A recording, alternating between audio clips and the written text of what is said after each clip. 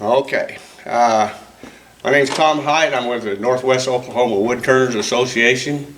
And tonight's demonstration, we're going to do some bottle stoppers. And they're a fun project.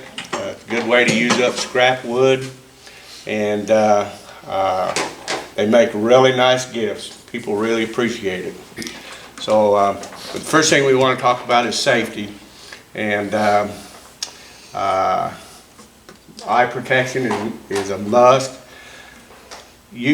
On bigger projects, I would be wearing a face shield, but I'm not too worried about this. My wife's hit me harder than that. So,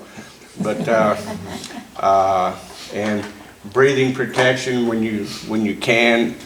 I probably won't use it a whole lot tonight just for the demonstration, but I do at home. And the most important safety thing is you don't want to get any blood on the wood because it's real hard to sand out. But anyway, with that being said, we will start out with and it's not a definite size, but traditional about 1.5 inches by 1.5 inches by 2 inch piece of wood. Move your right arm. Do what? 1.5 inches by 1.5 inches by 2 inch piece of wood, and that makes a nice sized bottle stopper. Like the top hat and all that, you can make them longer if you want. That's a nice thing about the bottle stoppers. It's your choice, whatever shape you want. There's no rules, no rules. So we'll start out by make sure this is in. Chucking your piece in and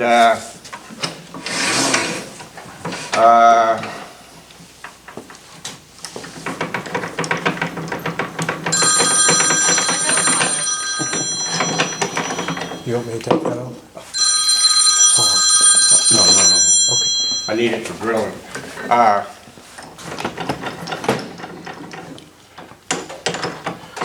Yeah, if you have a chuck and all that, you can do that on the lathe. If not, you'll have to do it on a drill press.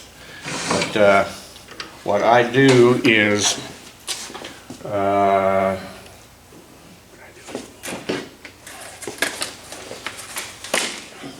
I start out and I use a 13/16. Did you get that? Everybody get a handout? I use a 13/16 Forstner bit to drill just a little shallow recess, about 1/16 of an inch. And if you'll notice, I'll pass this around. Just in the event it's not quite square on the bottom, it won't leave a gap. You know, if you butt up there, it might leave a gap. So I put just a little shallow recess in there to hide it if there is a gap. And we'll do that with the 13/16 inch Forstner bit.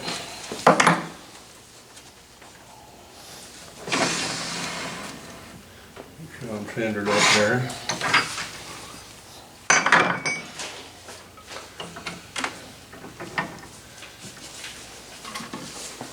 And can you see that all right? Yep. Stay over to the left. Yes. Just about like that. It doesn't have to be very deep at all.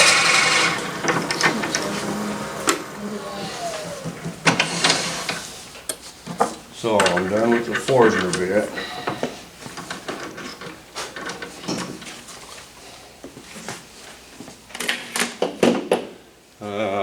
Oh no, I'm done with that.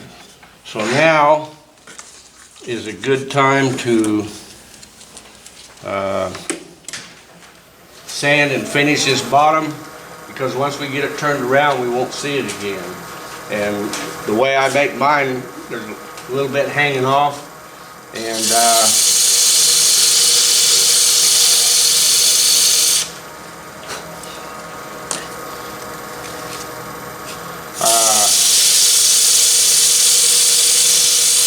you'll be able to see the bare wood.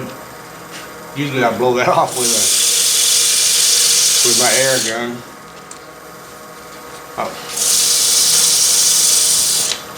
I won't get too fancy there. Okay, and then I'll just put a little bit of this finish on here.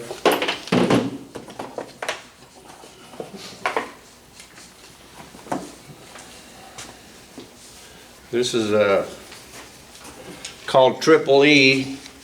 It's a made in Australia, and it's a kind of abrasive paste, and take care of your scratches and stuff. So you don't have to worry about getting that little recess, because it's not going to show anyway.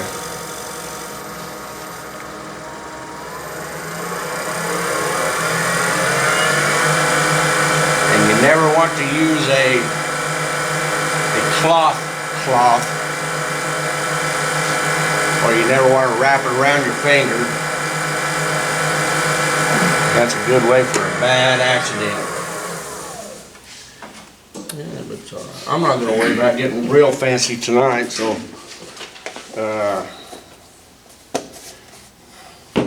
so then our next step is our I use that comes with the kit from Ruth Niles. It's a stubby, and it's 11/32 drill bit, and you measure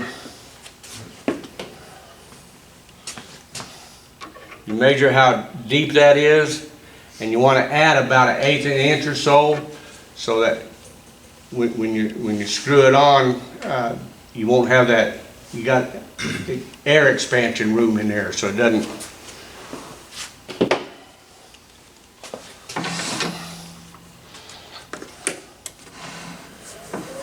You can't tighten your drill bit up.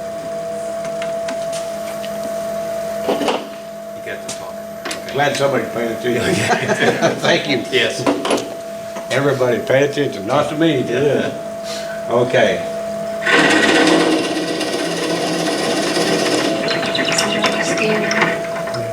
You what? So you couldn't see what you was doing on that video.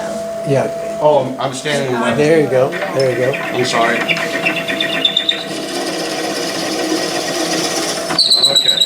that should be deep enough.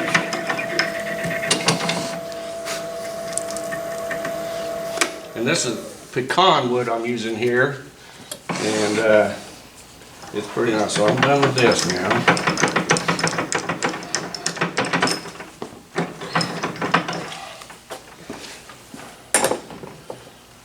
Okay, now then,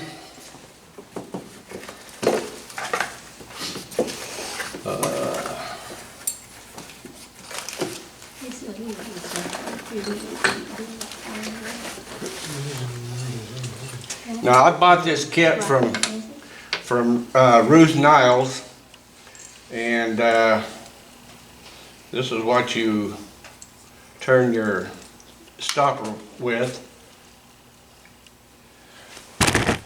Oh man, I'm sorry. Good. You were ready for that one. So what I'm going to do is take my chuck off. Now, like I said in the printout, you can do all that on the drill press. That's the way I started before I figured out, well, I've got a lathe, I can use it. So I'll finish with that. Now, this is number 2 Morse taper. I do believe they make it in a number 1 if you have a smaller lathe. But using this, you want to make sure you use the drawbar. That'll keep it from, if something happens, keep it from working out. So, now we were at Woodcraft in Oklahoma City the other day, and in PSI catalogs they make a deal. mandrel, it screws right onto your headstock. And, but I'm not sure if, these have a groove cut in them so they're self-tapping. And the ones that, down at Woodcraft, they had that were self-tapping, and that way you didn't have to use the drawbar. So, oh, I should have left my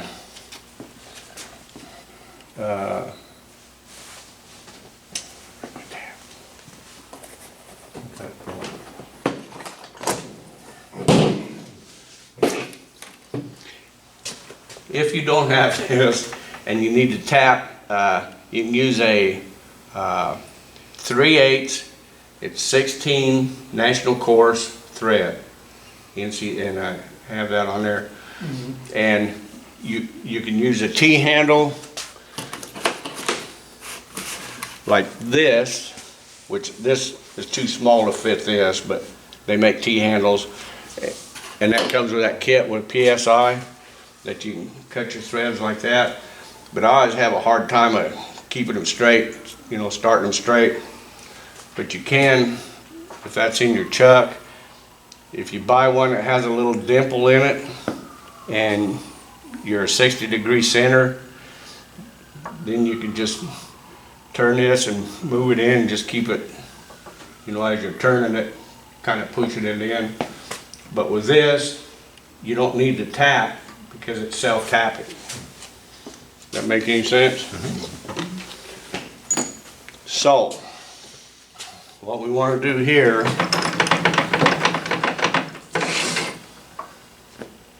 and I do this in order to keep everything square. You don't push hard or really push at all you're doing is just keeping it squared up. But start it on there.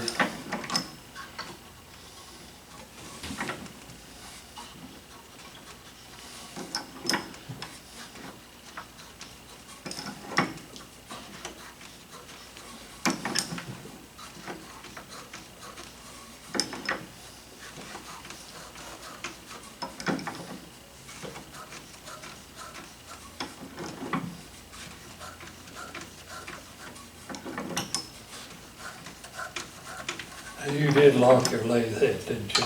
Yes.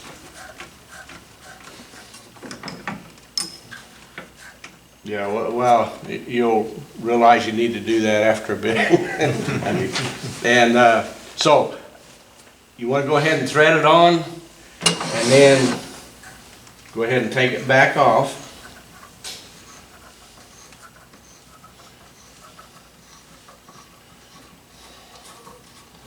And then kind of clean your grooves out. So if you want to pass that around real quick and see the threads that's cut in there.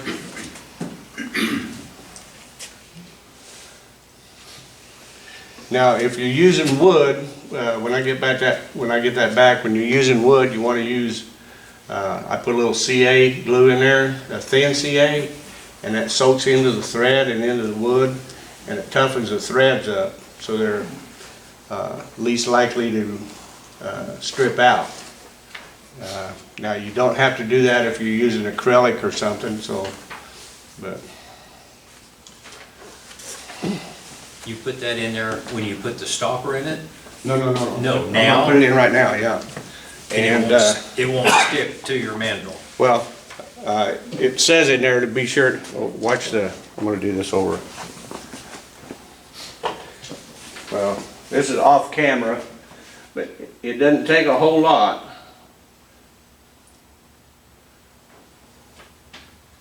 Just put a little in there.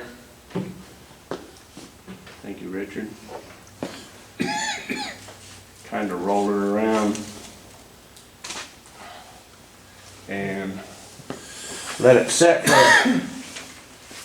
for a few minutes and soak in.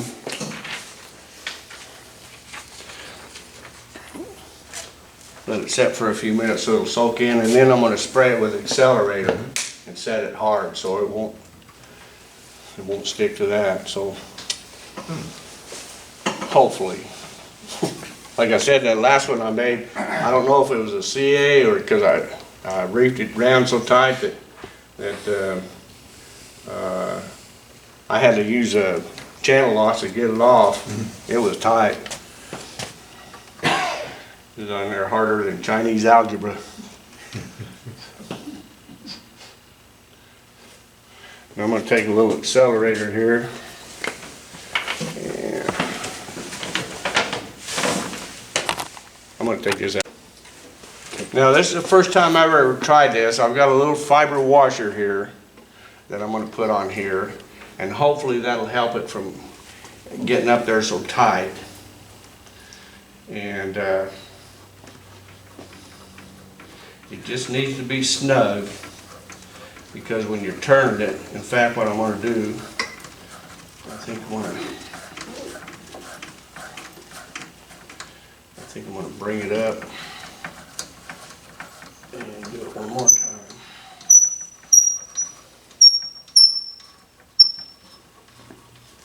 Because I do want to be able to take this off when I'm done.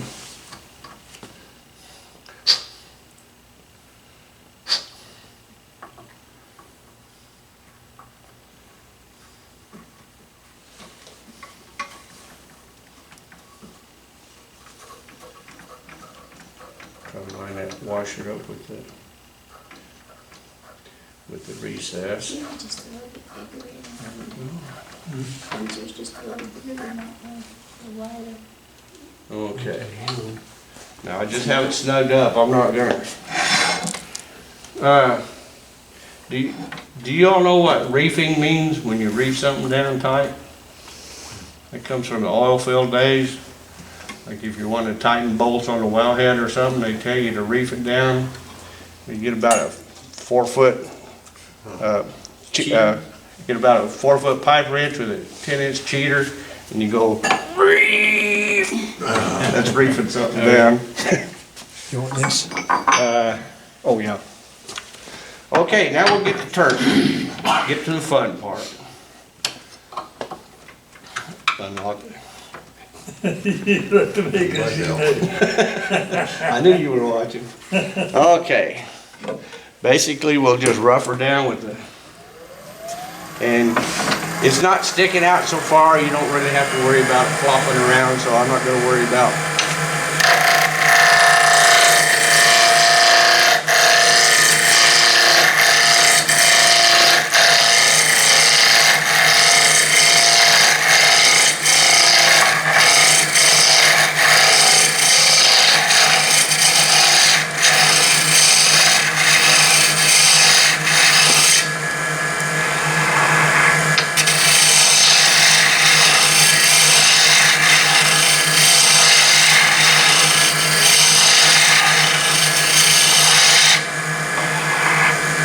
Okay.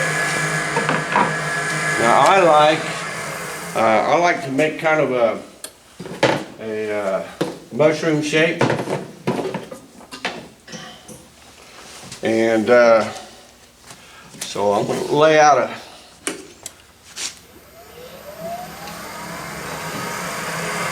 You never want to move that while you're lazy on it. This will be. Now let me get it rounded off first.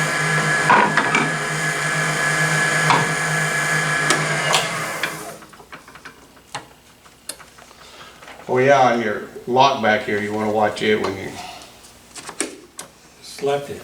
he'll slap you.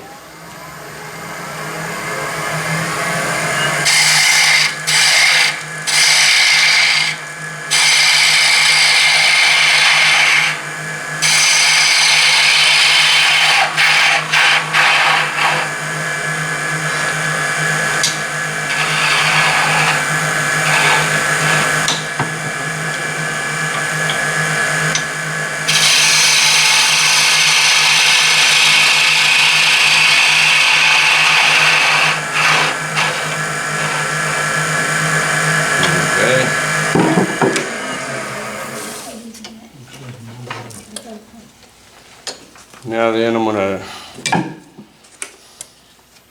lay out where the mushroom cap is gonna be, about here.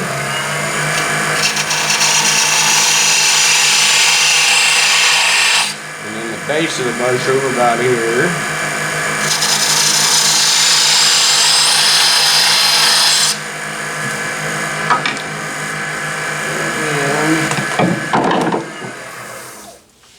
You know I do that at home all the time, don't you? Stop it every time.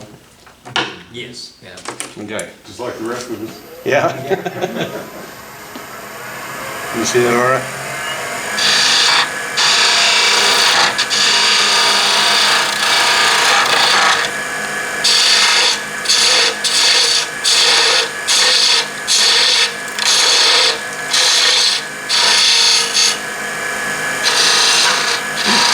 This is the stem I'm working on here now.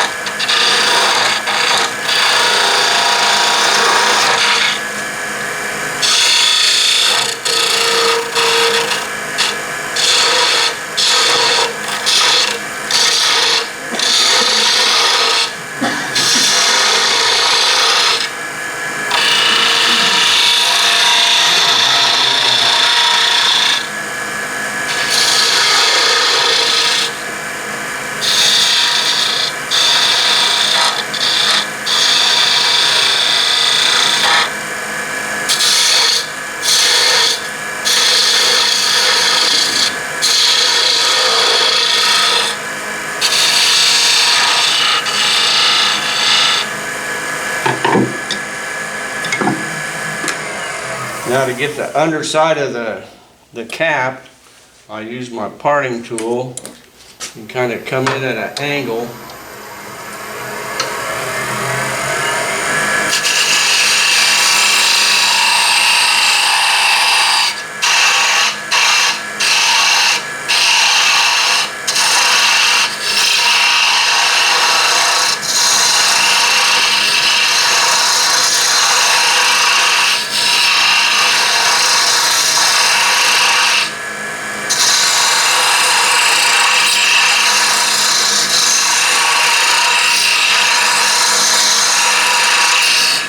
Now, you want to remember right in here is where I have the where it's going to screw in, so you don't want to get that too small that you'll cut into the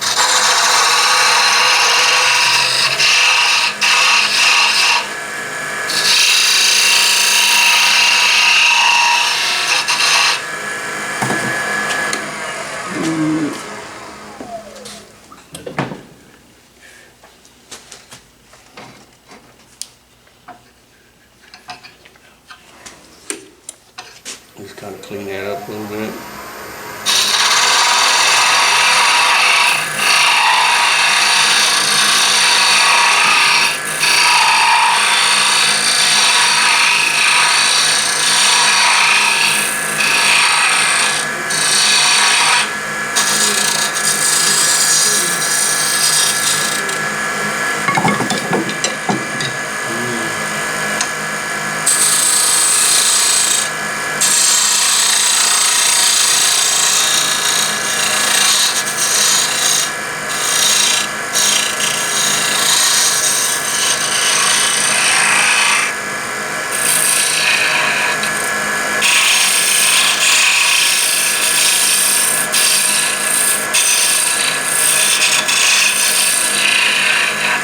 I guess that kind of looks like a mushroom. What do you think?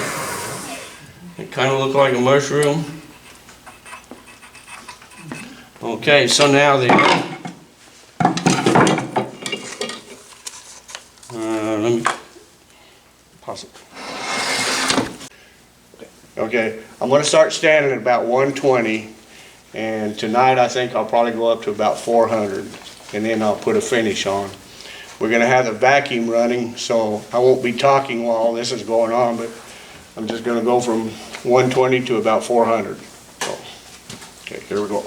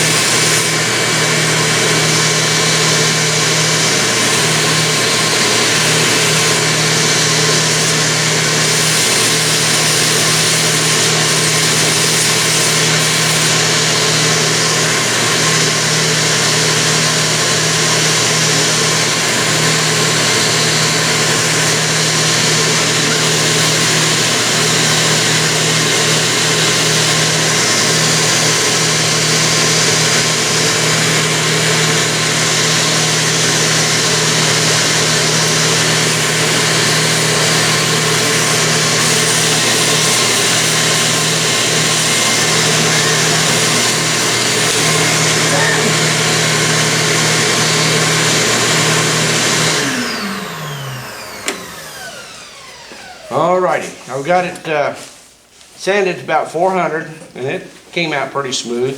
So now we will go ahead and put our finish on. Got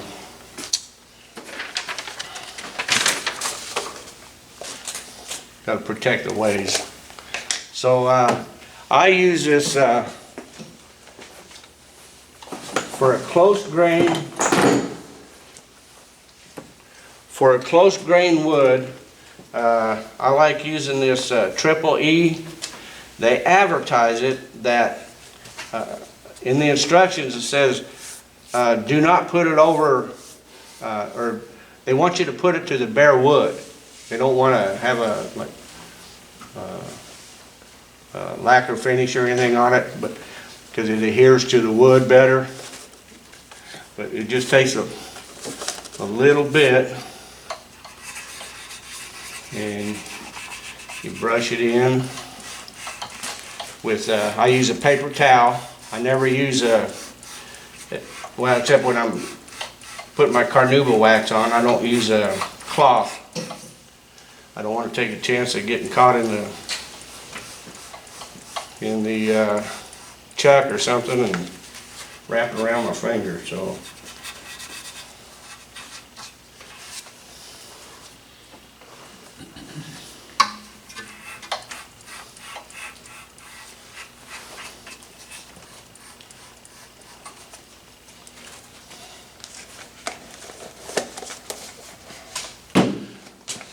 So you just start out with a little bit slow and just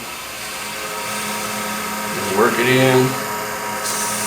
And it's a friction polish, so you want to heat it up so it melts and gets into the wood.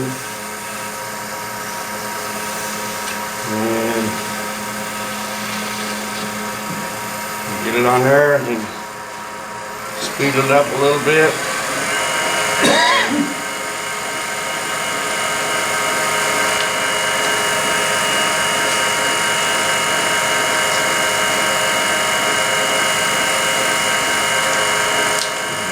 Keep turning it until it doesn't come off on your cloth anymore. Then you know it's all worked in.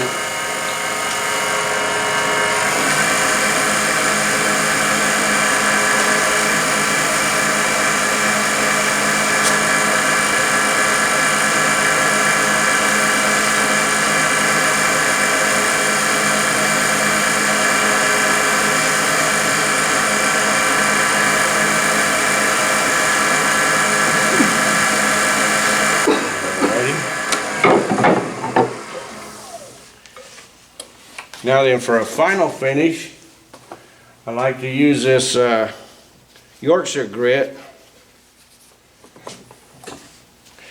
Now with the Yorkshire grit, they recommend when you're doing turn something, Yorkshire grit recommends that you use sanding sealer first, then your Yorkshire grit. And they make a coarser one and a finer one. But on a small project like this, so you don't have to wait for the sanding sealer to cure and all that, well, you can just go ahead and go to your final polish by using that Triple E. And neither one of them is paying me or endorsing me, but that's just my preference. If you talk to 100 wood turners, you'll get 150 different ways to do something, so this is just my way.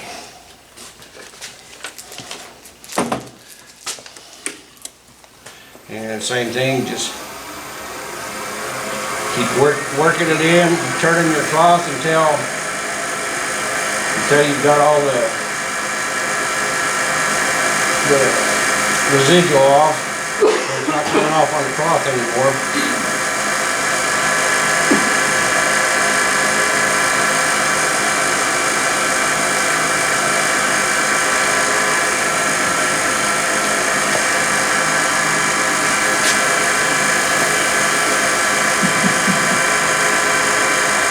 Be really good.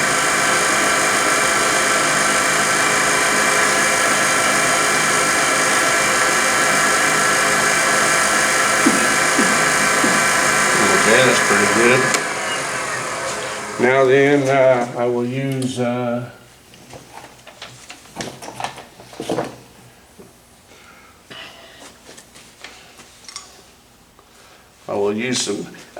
it's basically if it's gonna be around a kitchen or an area where there's moisture or something, I like to use this carnauba wax, and it makes it a little more moisture resistant.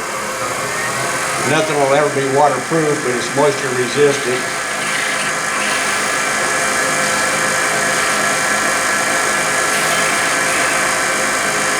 Now this is the only time I use cloth, but I make it so small that it's not going to catch, and I don't wrap it around my finger, so.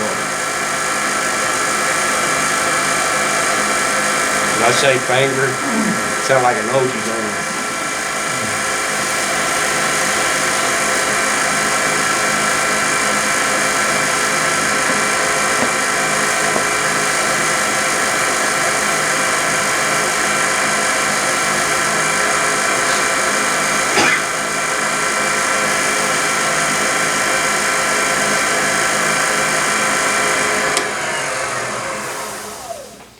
Alrighty, so for all intents and purposes, that should be a bottle stopper. Alright. The look of success on your face. Really?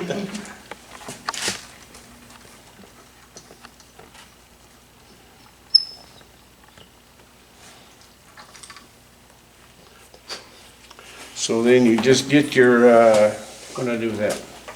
Oh, there it is. So you just get your stopper part.